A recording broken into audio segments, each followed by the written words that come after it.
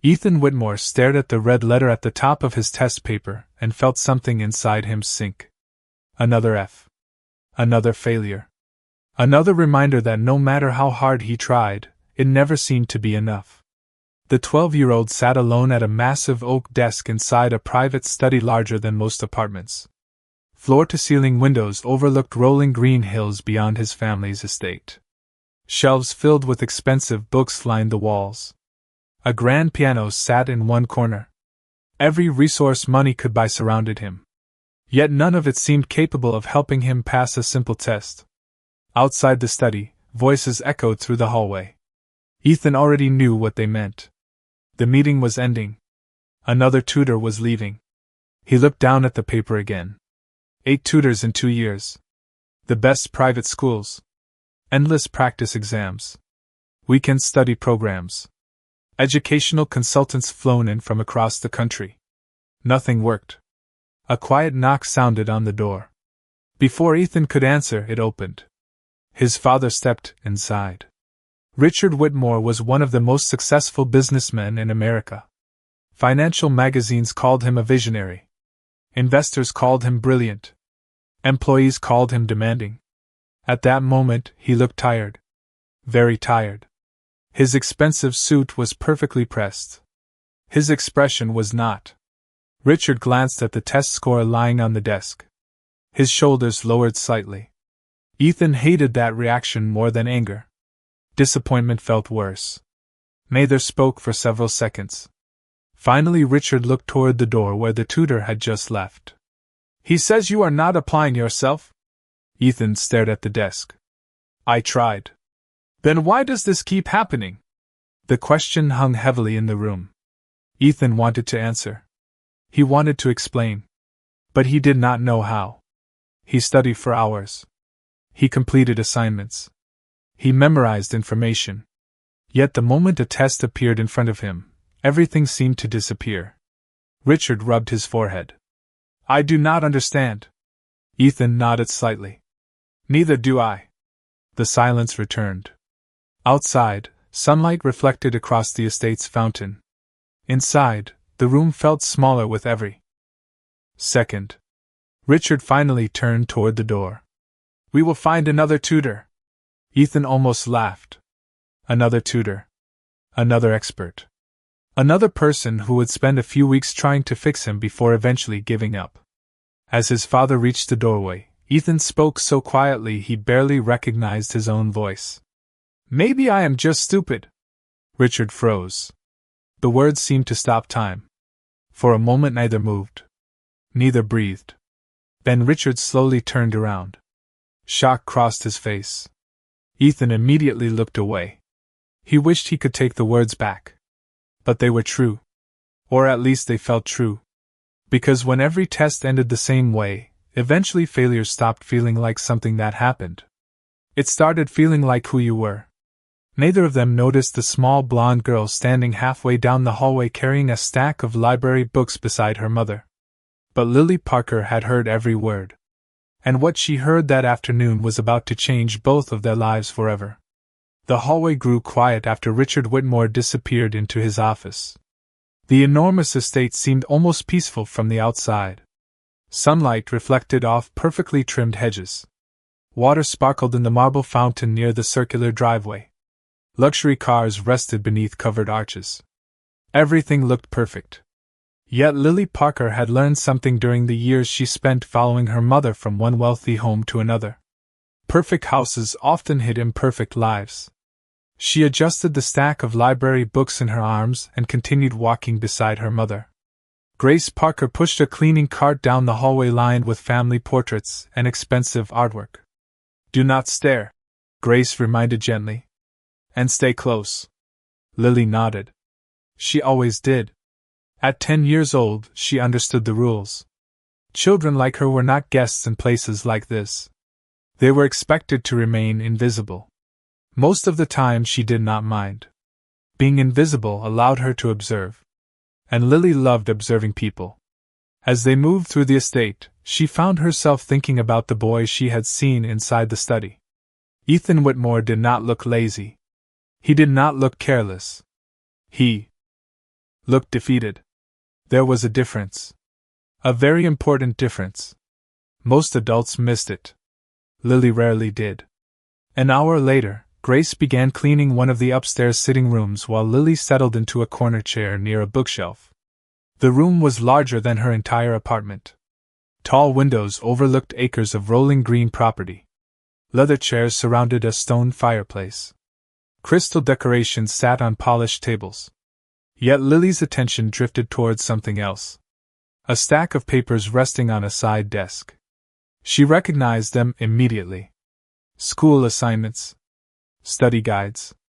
Practice exams. Ethan's name appeared at the top of every page. Lily hesitated. Her mother had taught her not to touch other people's things. So she did not. She simply looked. Several pages contained handwritten notes from tutors. Try harder. Focus more carefully. Review material again. Study longer. The comments felt strangely familiar. Lily had seen similar advice before. Teachers often gave it when they did not understand why a student struggled. She frowned slightly. Something felt wrong. Across the hall, a door opened.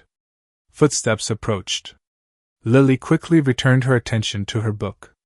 A moment later, Ethan entered the room carrying another stack of study materials. He never noticed her. Most people rarely did. The 12-year-old dropped into a chair and opened a thick science workbook. For nearly 20 minutes, Lily quietly read while Ethan studied. Or at least tried to study. Eventually, she noticed something unusual. Every time Ethan encountered a paragraph, he slowed down dramatically. His eyes moved back and forth across the same lines. Again. And again. And again. But whenever he reached a diagram or chart, his expression changed. Suddenly he moved faster. More confidently. Lily lowered her book slightly. Curious now. Ethan continued working. The pattern repeated. Struggle with text. Progress with images. Struggle with text. Progress with images. Most adults would have ignored the difference. Lily did not. She watched for another 10 minutes. Then another. The pattern never changed. Finally, Ethan closed the workbook in frustration and rubbed his eyes. This is impossible, he muttered. Lily looked down at her book before he could notice her watching. But her mind was racing. Because for the first time that afternoon, she was no longer wondering why Ethan kept failing. She was wondering why nobody else had noticed what seemed so obvious. Somewhere inside those endless tutoring sessions, expensive lessons, and disappointing test scores, everyone appeared to be asking the wrong question. And Lily was beginning to suspect she knew exactly where the real problem was hiding. Lily could not stop thinking about Ethan Whitmore. The observation followed her through the rest of the afternoon like a question waiting for an answer. As her mother moved from room to room cleaning the enormous estate, Lily carried her books and quietly stayed out of the way. That part was easy. She had spent years being overlooked. Wealthy families noticed polished floors. They noticed spotless windows. They rarely noticed the people responsible for them. Lily did not mind. Invisible people often learned the most. By early evening, long shadows stretched across the marble hallways.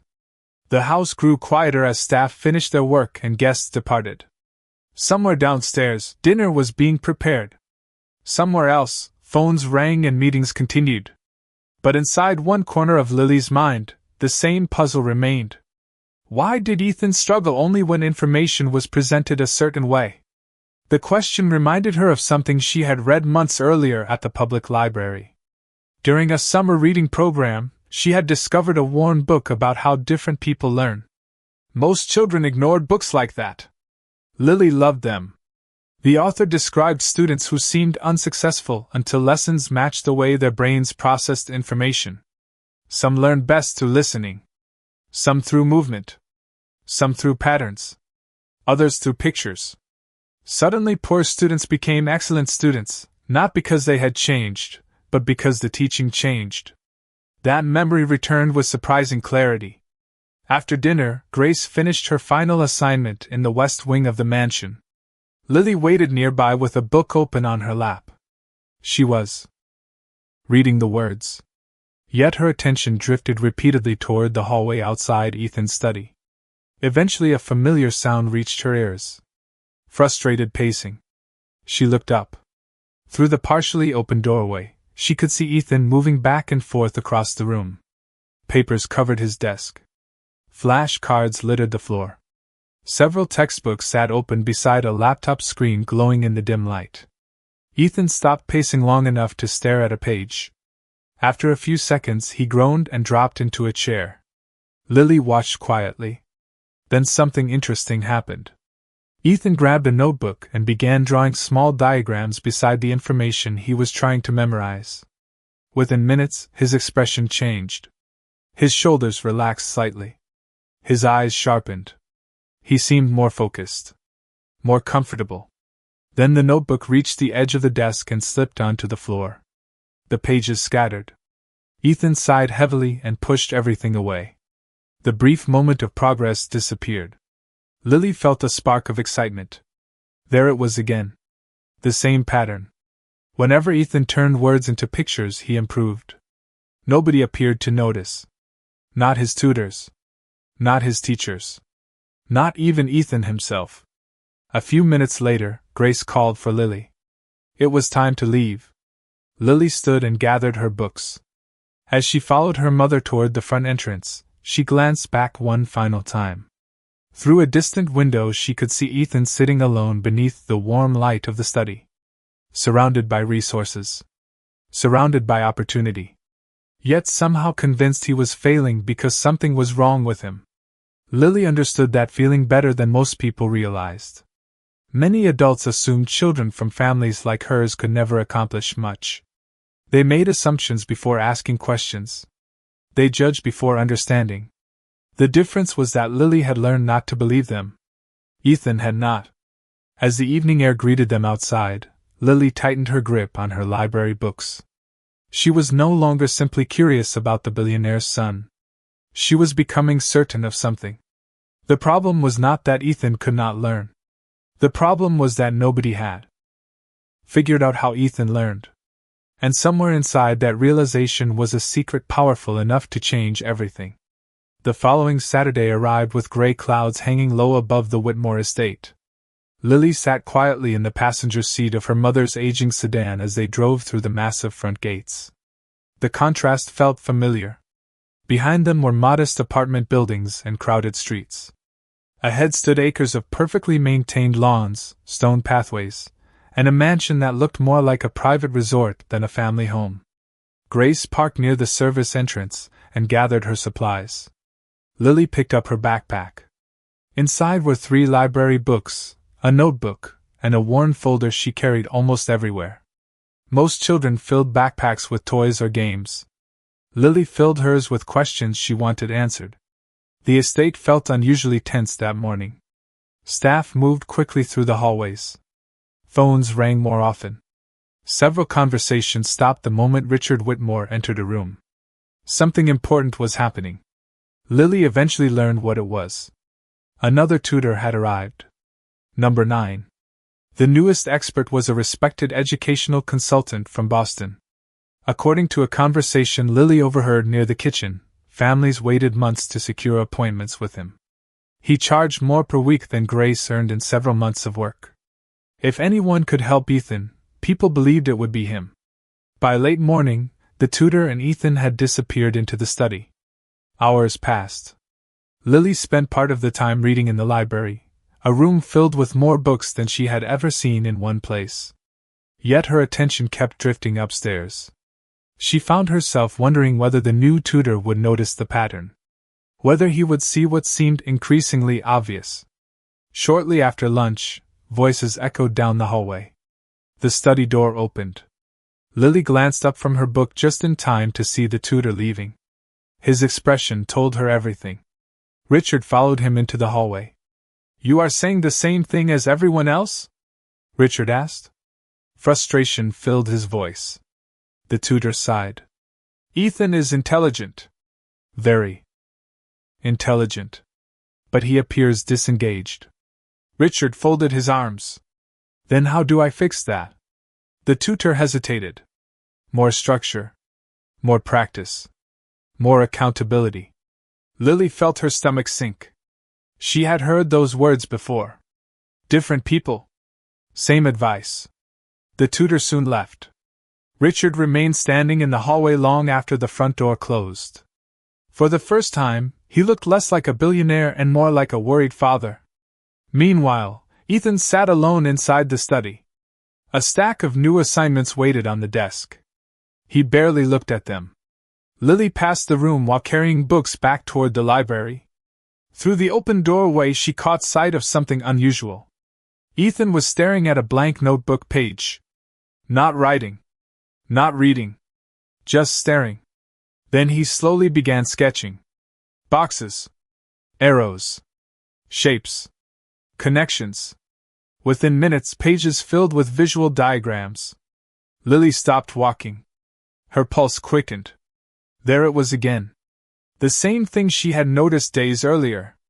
Information became easier for Ethan when he could see relationships instead of memorizing sentences. He was building maps. Not notes. Patterns. Not paragraphs. A realization struck her so suddenly she nearly dropped her books. She had seen examples exactly like this in one of her library books.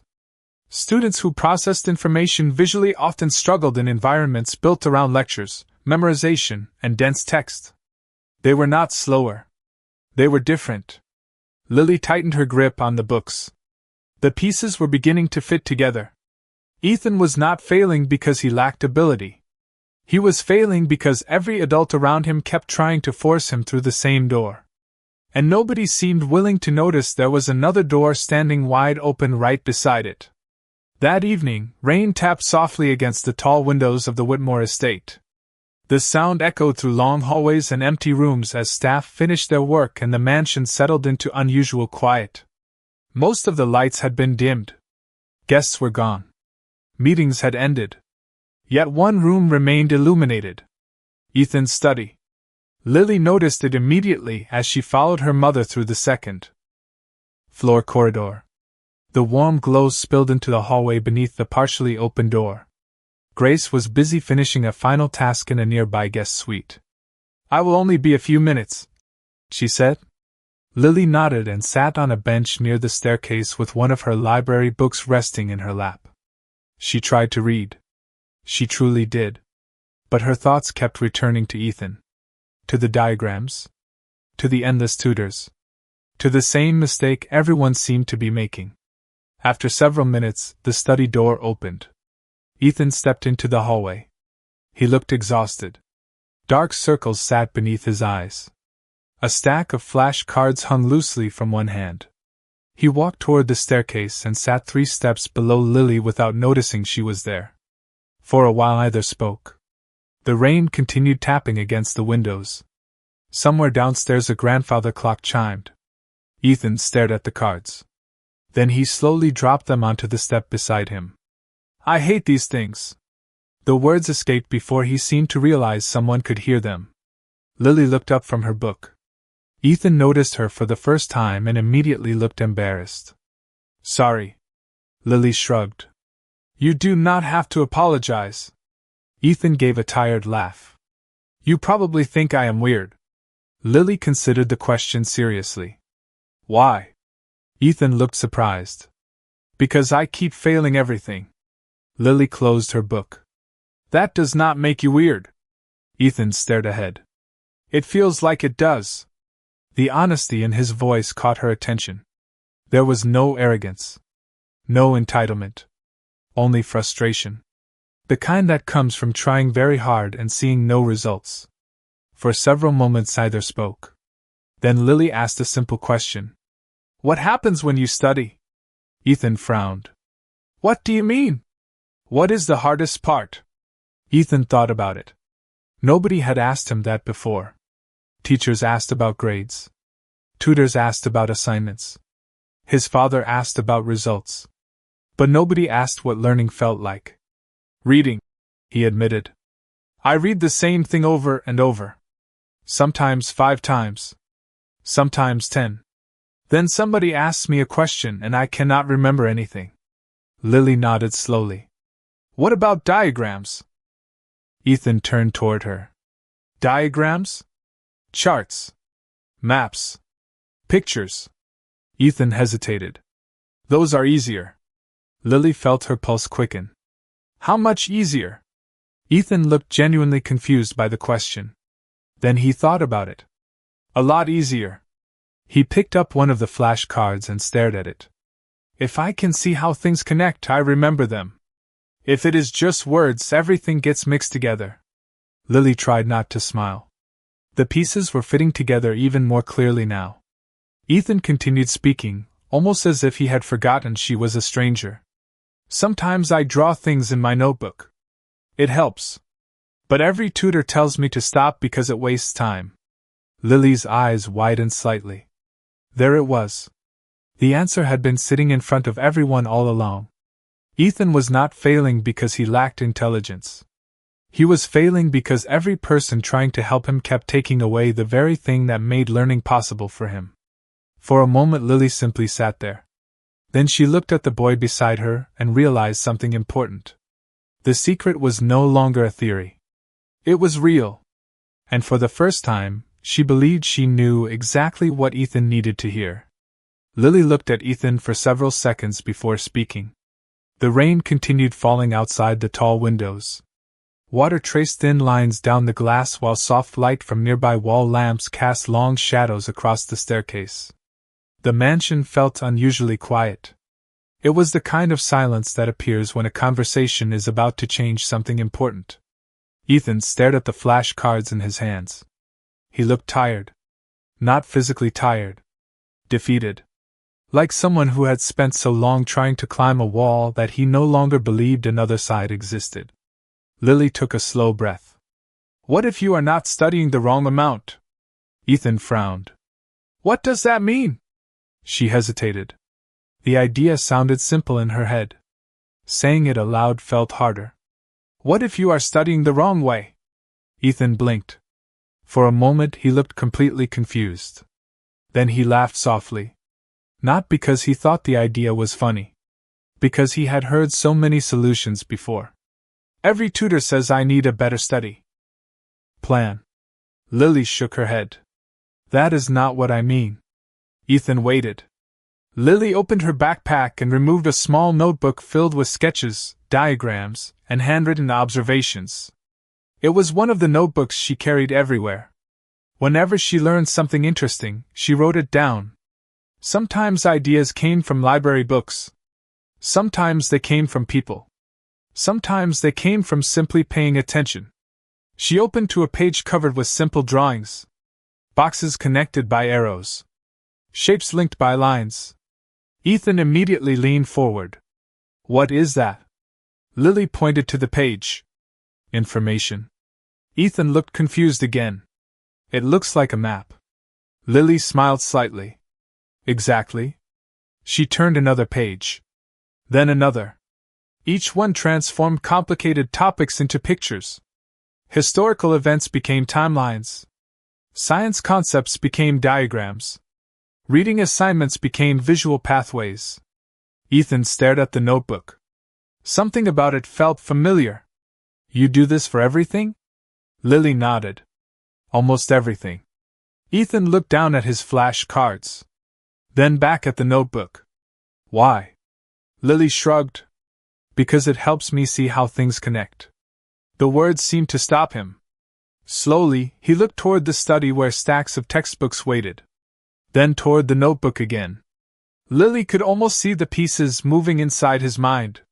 That is exactly what I do, he said quietly. When nobody stops me. Lily nodded. She had expected that answer. Then maybe the problem is not that you cannot learn. Ethan said nothing. She continued. Maybe the problem is that everyone keeps trying to teach you the way they learn. The staircase became silent. The rain outside seemed louder now. Ethan stared at the notebook for several long seconds. Nobody had ever suggested something like that before. Teachers always focused on what he was doing wrong. Tutors always focused on what he needed to fix. Nobody had asked whether the method itself might be wrong. The idea felt strange. And strangely hopeful. Lily flipped to another page and handed him a pencil.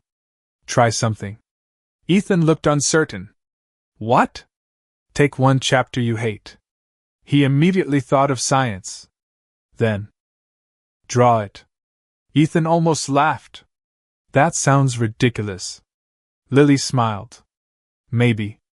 A few minutes later, curiosity won. Together they opened one of his science books. Instead of reading paragraphs, Ethan began drawing relationships between ideas. Energy moved through arrows. Systems became boxes. Processes became pictures. 10 minutes passed. Then 20. Something unexpected happened. For the first time in months, Ethan understood the material without forcing himself through endless repetition. Concepts that once felt confusing suddenly felt clear. His eyes widened.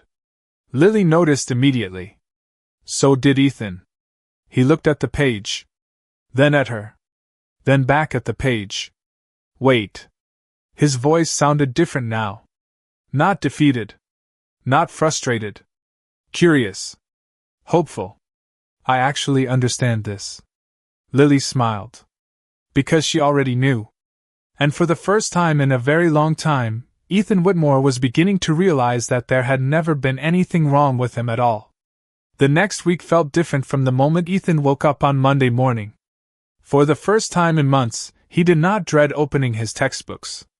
He did not stare at assignments with the same feeling of defeat. Something had changed on that staircase. A door had opened inside his mind, and now he could not stop wondering how many other things might finally make sense. The change did not happen overnight. There was no miracle. No sudden transformation into a perfect student. Instead, there was something far more important. Progress. Small at first. Then larger. Every afternoon, Ethan returned to the visual maps Lily had shown him. History chapters became timelines stretching across notebook pages. Science lessons became systems connected by arrows and symbols. Literature assignments became character maps. Mathematics became patterns instead of isolated formulas. The more he transformed information into pictures, the easier it became to understand. Meanwhile, Lily continued visiting the estate with her mother. Most days they barely spoke. They did not need to. Ethan was busy experimenting with new methods. Lily was busy reading. Yet every time they crossed paths, Ethan seemed a little different. A little more confident. A little less frustrated. One afternoon, Richard Whitmore walked past the study and paused unexpectedly. Through the open doorway he saw something unusual. Ethan was studying voluntarily. No tutor sat beside him. No one was reminding him to focus. No one was forcing him to work. The 12-year-old stood in front of a large whiteboard covered with colorful diagrams and visual connections. Richard frowned. It looked nothing like traditional studying. Yet Ethan appeared completely engaged. Curious, Richard stepped inside. What is all this? Ethan turned around. Normally that question would have made him nervous. This time it did not. My notes. Richard stared at the board. Those are notes? Ethan nodded. They help me understand. Richard examined the diagrams more closely. For years he had measured progress through grades and reports. Looking at the board, he could not tell whether any learning was taking place. Yet he could see something else. His son looked happier. That alone felt remarkable. 2 days later, Ethan faced another quiz at school. As he sat in the classroom, familiar anxiety returned. The fear had not disappeared completely. Old doubts rarely vanished overnight. The test papers were distributed. Students began writing. Ethan looked at the first question. Then something surprising happened. Instead of seeing a wall of information, he saw one of his diagrams. The visual map appeared clearly in his mind. Connections. Arrows. Patterns. Answers. For the first time, he did not feel lost. 40 minutes later, he handed in the test. He felt uncertain. But not defeated. The distinction mattered. 3 days later, results arrived. Ethan stared at the paper in disbelief. 88%. He checked the number again. Then again. It remained the same. Not perfect. Not the highest score in the class. But the best score he had earned all year. His hands trembled slightly. Across the room, students continued talking and laughing. Nobody understood what that number meant to him. It was more than a grade. It was proof. Proof that he was not broken. Proof that he was not stupid. Proof that the problem had never been his intelligence. After school, Ethan ran through the front doors of the estate holding the paper tightly. He found his father in the home office reviewing documents. Richard looked up. Ethan placed the quiz on the desk. For several seconds neither spoke. Richard read the score. Then he looked at his son. Shock slowly turned into pride. Genuine pride. Ethan had imagined this moment many times. Yet what happened next surprised him. Richard stood and pulled him into a hug. A simple gesture. One Ethan realized he had needed far more than another tutor. And somewhere else inside the estate, a young girl carrying library books smiled quietly when she learned the news, because she already knew this was only the beginning. The first successful quiz changed more than Ethan's grades. It changed the way he saw himself. During the weeks that followed, something remarkable began happening inside the Whitmore estate. The study that once felt like a place of failure slowly became a place of discovery. Whiteboards filled with colorful diagrams. Notebook pages transformed into maps of ideas. Science concepts became visual systems. History lessons became connected timelines. Literature assignments became networks of characters and motivations. For the first time in years, learning felt less like a punishment and more like solving a puzzle. Richard Whitmore noticed the difference immediately. His son no longer avoided studying. He no longer stared at books with frustration. Instead, Ethan approached problems with curiosity. The change was so dramatic that Richard found himself standing outside the study door more than once, simply watching. One evening he saw Ethan explaining a science concept to himself using drawings spread across an entire wall-sized board. The boy looked energized. Confident. Alive. Richard realized he could not remember the last time he had seen his son that way. Meanwhile, school began noticing as well. Quiz scores improved. Then homework assignments improved. Then class participation improved. Teachers who once worried about Ethan started praising his insights.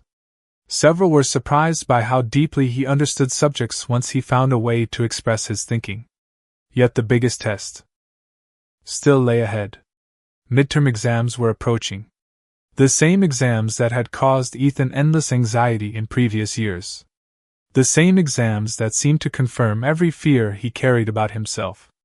As the date drew closer, old doubts tried to return. Sometimes late at night Ethan still worried that the recent success might disappear. Sometimes he wondered whether the first good score had been luck. Lily understood those fears. During one of their brief conversations, she listened quietly before offering a simple observation. Luck does not keep showing up over and over. Ethan thought about that for a long time. She was right. Every improvement had come from effort. Real effort.